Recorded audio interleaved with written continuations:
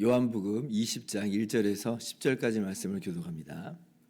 안식 후 첫날 일찍이 아직 어두울 때에 막달라 마리아가 무덤에 와서 돌이 무덤에서 옮겨진 것을 보고 시몬 베드로와 예수께서 사랑하시던 그 다른 제자에게 달려가서 말하되 사람들이 주님을 무덤에서 가져다가 어디 두었는지 우리가 알지 못하겠다 하니 베드로와 그 다른 제자가 나가서 무덤으로 갈새 둘이 같이 다름질하더니 그 다른 제자가 베드로보다 더 빨리 달려가서 먼저 무덤에 이르러 구부려 세마포 놓인 것을 보았으나 들어가지는 아니하였더니 시몬 베드로는 따라와서 무덤에 들어가 보니 세마포가 놓였고 또 머리를 쌌던 수건은 세마포와 함께 놓이지 않고 딴 곳에 쌌던 대로 놓여 있더라. 그때야 무덤에 먼저 갔던 그 다른 제자도 들어가 보고 믿더라. 그들은 성경에 그가 죽은 자 가운데서 다시 살아나야 하리라 하신 말씀을 아직 알지 못하더라. 이에 두 제자가 자기들의 집으로 돌아가니라. 아멘. 할렐루야. 하나님의 크신 은혜와 평강이 오늘도 변함없이 여러분 가운데 가득 넘치기를 주님의 이름으로 축원합니다. 예수님께서 십자가에 못 박혀 죽으셨습니다. 우리야 예수님의 십자가의 그 죽으심의 의미가 무엇인지 그리고 그 다음에 어떤 일이 일어났는지를 성경을 통해서 잘 알고 있지만 그러나 당시 사람들은 제자들을 포함해서 전혀 알지를 못했죠. 분명히 예수님의 십자가는 우리의 죄를 대신한 십자가요, 우리의 죄값을 대신 치른 십자가입니다. 그리고 예수님께서 죽으신 지 3일 만에 다시 살아나십니다. 그러나 제자들은 어떻게 생각하고 있었냐면 이제 다 끝났다. 예수님이 다 이루었다 하시는 그런 의미로서가 아니라 다 끝났다. 우리가 일장춘몽이다 그러잖아요. 일장춘몽이었구나. 어쩜 이런 생각을 하고 있었을지 몰라요. 예수님께서 분명히 하나님의 나라를 가져다 주실 분으로 이루실 분으로 그렇게 생각을 했는데 예수님이 죽어버렸잖아요. 그러니까 다 끝났다라고 하는 겁니다. 그 예수님과 지냈던 3년 반의 그 시간은 그냥 과거의 한 꿈과도 같이 추억으로 이제 남겨져 버린 어떤 그런 상황이 되어버렸다. 온통 잿빛 상황이 되었다라고 하는 것입니다. 자, 그런데 오늘 말씀 보니까 이러한 예수님의 십자가의 그 죽으심 이후에 예수님의 무덤에 찾아간 한 사람들이 등장합니다. 누구냐면 마리아다. 오늘 보니까 1절에 그래 마리아다. 근데 다른 복음서들을 보면 마리아를 포함한 여인들이 예수님의 무덤에 찾아가는 것을 볼 수가 있습니다. 1절 말씀, 안식 후 첫날 일찍이 아직 어두울 때에 막달라 마리아가 무덤에 와서 돌이 무덤에서 옮겨진 것을 보고. 자, 안식 후 첫날이에요. 안식 후 첫날. 이제 이게 어떤 날이 되는 것이냐면 예수님께서 금요일 날 십자가에 못 박혀 죽으세요. 그리고 안식일 날에는 유대인들이 이제 안식을 지키잖아요. 다 쉽니다. 그리고 이제 안식 후 첫날이니까 예수님께서 금요일 날 달려 돌아가셨는데 제 3일째 되는 날이죠.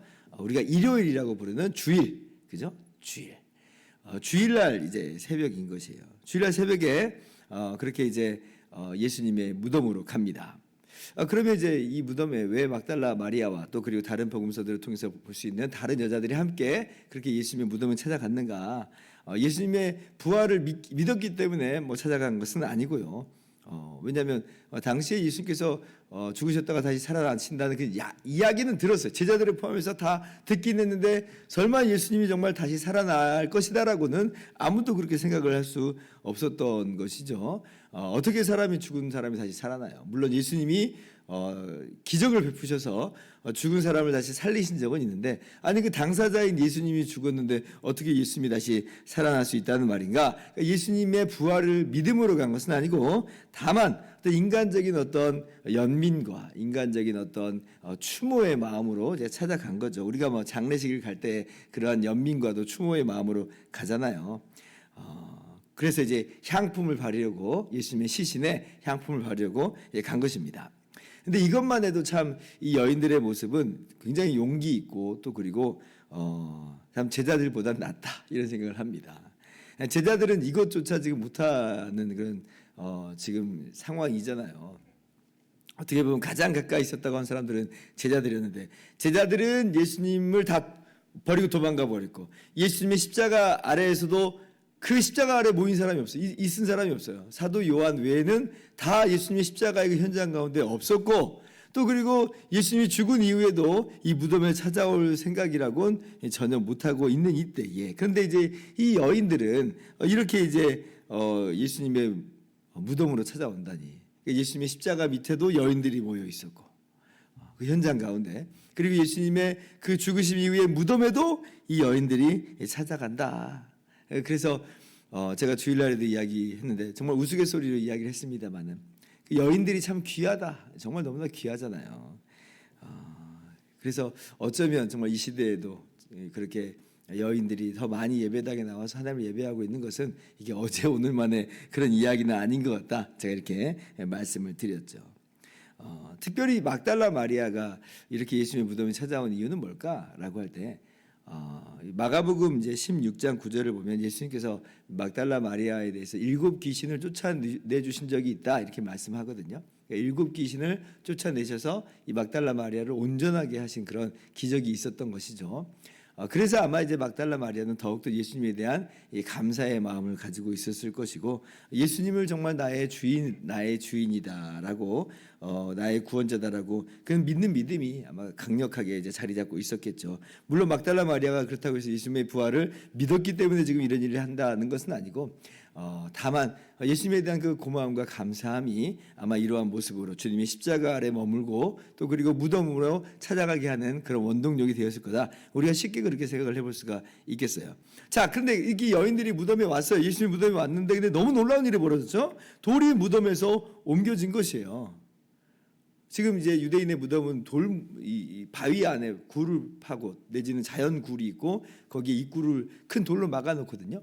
그런데 그 돌이 굴려져 버렸어요. 돌이 없어져 버렸어요. 그리고 이제 굴러가서 없어요. 그리고 이제 그 무덤을 보는데, 그 무덤에 반드시 있어야만 하는 예수님의 시신이 없더라라고 하는 겁니다. 빈 무덤이 돼 버렸어요. 무덤이 비었습니다. 너무 놀랍죠. 다른 복음서를 보면 이제 그 여인들이 그 현장 속에서 이제 사람을 만납니다. 천사를 만난 거죠. 그 천사를 통해서 예수님이 여기 계시지 않고 부활하셨다라고 하는 그 소식을 듣습니다. 그런데 이제 긴가민가 하죠. 왜냐하면 자기 눈으로 그 부활하신 예수님을 본 것은 아니니까, 천사들을 통해서 제3자를 통해서 들은 거잖아요. 긴가민가 합니다. 완전히 믿은 것처럼 보이지는 않아요. 근데 깜짝 놀라가지고 지금, 근데 이제 어떻게 보면 너무 신기한 일이 벌어졌으니까, 그래서 11 제자에게 가서 이 사실을 이제 알립니다. 그래서 이제 2절 보니까 이 시몬 베드로와 이 제자에게 말해서, 사람들이 주님을 무덤에서 가져다가 어디 둔지 우리가 알지 못한다. 그러니까 지금 부활했다라고 하는 걸 아직 믿는 것은 아니고, 지금 뭔가 지금 너무 오묘한 일이, 신기한 일이 벌어졌어요. 예수님의 시신이 지금 무덤이 없다라고 하는 거, 없다. 그래서 이제 베드로하고 그 다른 제자, 사도 요한으로 우리가 볼 수 있는 그 다른 제자가 이제 무덤으로 달려간 겁니다. 예수님의 무덤에 막 달려갔어요. 그래서 정말 이 무덤을 딱 봤는데, 정말 이 여자들의 말처럼 그 자리에 있어야 되는 예수님의 시신이 정말 없어졌어요. 온데간데 없어졌어요. 그리고 더 신기한 건 뭐냐면, 예수님을 쌌던 세마포, 죽은 사람을 향품을 바르고 세마포로 돌돌돌 말았는데, 그 세마포는 그대로 있는 거예요. 그대로 있어요. 그 세마포는 그대로 있고 예수님만 사라져 버렸습니다. 너무 신기한, 의아한 일이에요. 이게 어떻게 된 일인가? 만약에 이제 누가 예수님의 시신을 훔쳐갔다 그러면 그 예수님을 쌌던 세마포 어떻게 됐겠어요? 그것도 없었겠죠. 왜냐하면 예수님의 시신을 들고 가는데 언제 그 시신에 묶여 있었던 세마포를 다 풀어놓고 갑니까?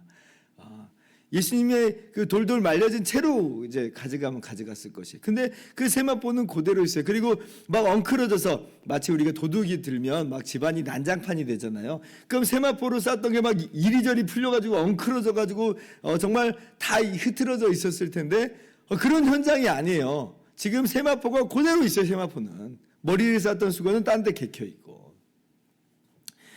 여러분이 예수님의 이러한 빈 무덤은 그래서 너무 이 당시에 모든 사람이 부인할 수 없었던 그런 사건으로서 우리 예수를 믿는 사람에게는 명확한 빈 무덤은 예수님의 부활의 증거 중에 하나가 됩니다.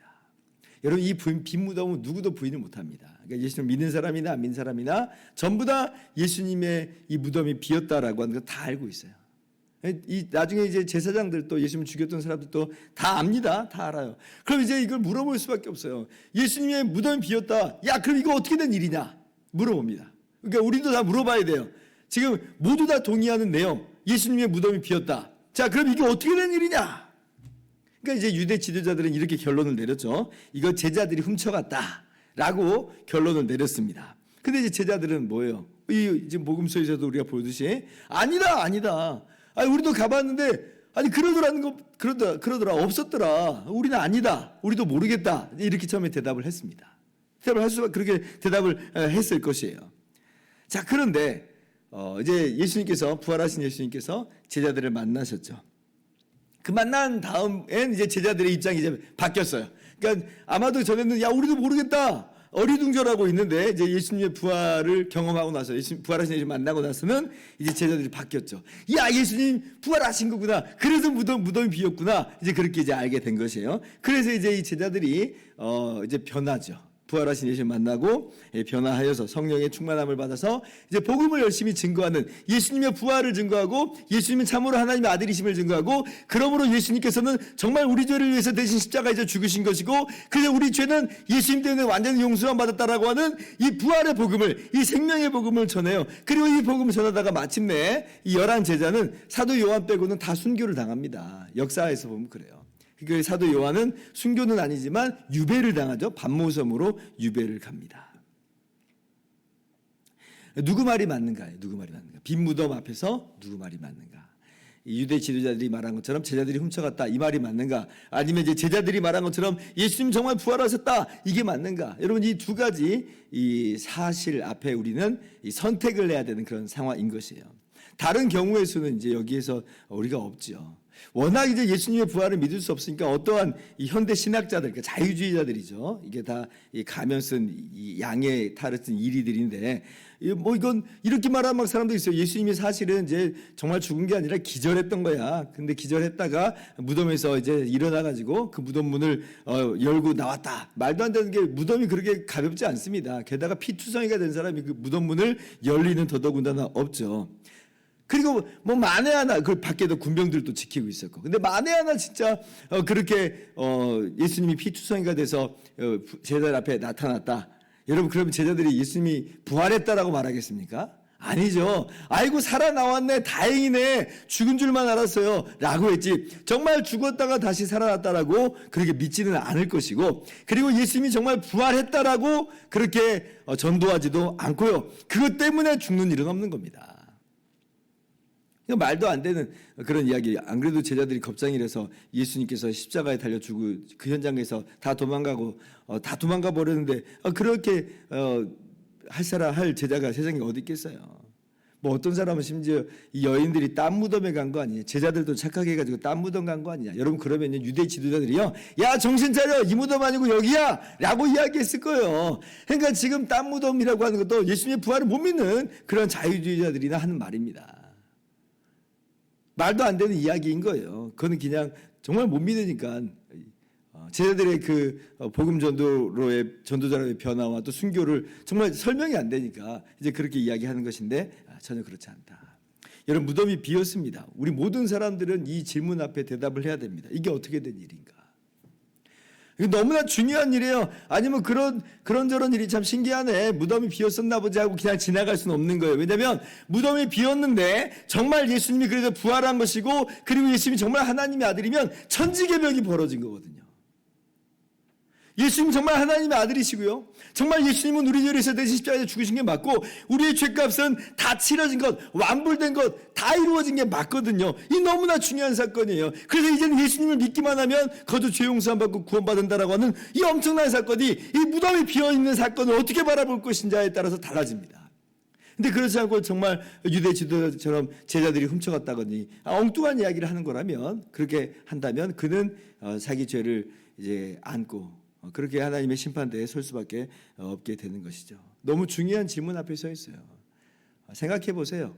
이 무덤이 비어 있는데 제자들이 나중에 예수님의 부활의 증인이 돼서 복음 전도자로서 순교를 마다하지 않는다. 그게 자기들에게 아무런 이익도 되지 않는데 그렇게 주님의 부활을 증거하다 죽었다. 우리가 이 빈 무덤 앞에서 이 제자들의 증언 앞에 서야 됩니다. 그냥 얼렁뚱땅 넘어갈 수 없고 그렇게 넘어가서도 안 되는 문제다는 것이에요. 여러분, 무덤은 비었습니다. 그리고 정말 예수님은 부활하셨습니다. 예수님은 하나님의 아들이시고 우리를 참으로 구원하시는 구원자십니다. 이 믿음을 다시 한번 우리 안에 견고하게 세우고 오늘 또 이 믿음 가운데 정말 부활하신 주님을 감사하고 주님이 가져주신 이 구원에 감격해하면서 주님과 부활하신 주님과 살아계신 주님과 동행하는 이 한 주간 되시기를 주님의 이름으로 축원합니다. 기도하겠습니다.